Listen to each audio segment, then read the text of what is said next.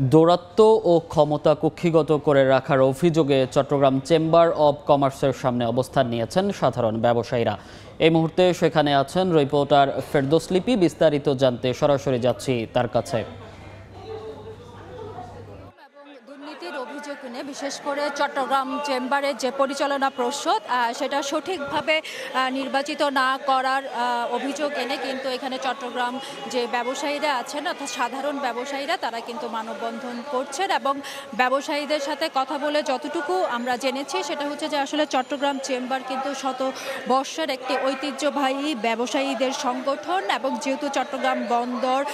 বিভিন্ন ধরনের গার্মেন্টস এবং কাস্টমস সহ আসলে যেহেতু বাণিজ্যিক রাজধানী সে কারণে কিন্তু চট্টগ্রাম চেম্বারের একটা সারা দেশের মধ্যে একটি গুরুত্ব রয়েছে এবং সেখানে এই চেম্বারটাকে কিন্তু তাদের দাবি হচ্ছে যে কয়েকজন ব্যবসায়ী বিশেষ করে পরিবার তারা কিন্তু কুক্ষিগত করে রেখেছেন এবং যেই কমিটি অর্থাৎ পরিচালনা পর্ষদ সেখানেও দেখা গেছে কোনো ধরনের স্বচ্ছতার মধ্য দিয়ে কিন্তু নির্বাচন অনুষ্ঠান হয়নি এবং সে কারণে আসলে চট্টগ্রামে ব্যবসা বাণিজ্য যেমন উন্নত করার কথা ছিল সেই উন্নতি যেমন করেন এই পাশাপাশি চট্টগ্রামের কিন্তু যেই ব্যবসার ক্ষেত্রে এগিয়ে যাওয়ার কথা সেই এগিয়ে যাওয়ার ধারাও কিন্তু তারা অব্যাহত রাখতে পারেনি। সেই সব দাবি তুলে কিন্তু আজকে তারা বলছেন যে চট্টগ্রাম চেম্বার অফ কমার্সের যারা সত্যিকারের ব্যবসায়ী প্রতিনিধি তাদেরকে নিয়ে স্বচ্ছভাবে একটা নির্বাচন করে চেম্বার অফ কমার্সের যে কমিটি পরিচালনা পর্ষদ সেটা দিতে হবে। এর বাইরেও এই যে দীর্ঘদিন ধরে একটি গোষ্ঠী সিন্ডিকেটভাবে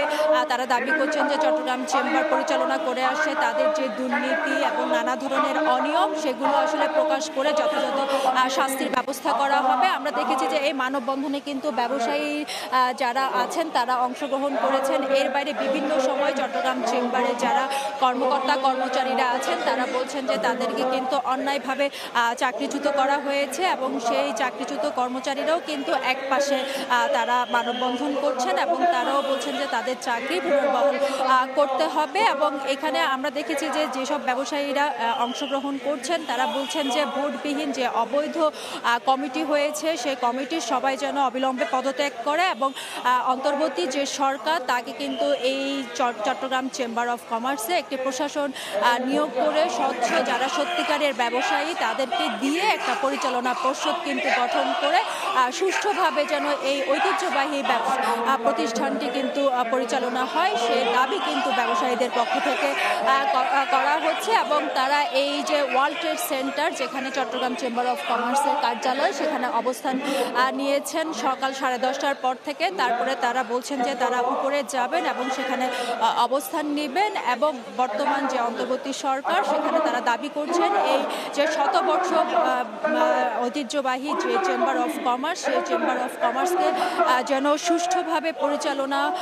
করতে পারে সেজন্য কিন্তু অবিলম্বে যারা ব্যবসায়ী আছেন বিশেষ করে বিভিন্ন যে সেক্টরে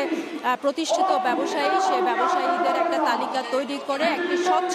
নির্বাচনের মধ্য দিয়ে যে পরিচালনা পর্ষদ সেই পরিচালনা পর্ষদ গঠন করে একটা কমিটি স্বচ্ছ কমিটি দেওয়ার দাবি কিন্তু এখানে যারা ব্যবসায়ী সমাজ মানববন্ধন করছেন তারা করছেন। তো এই ছিল আমার কাছে এখনো পর্যন্ত এখান থেকে সর্বশেষ। সরাসরি যুক্ত ছিলাম চট্টগ্রাম থেকে।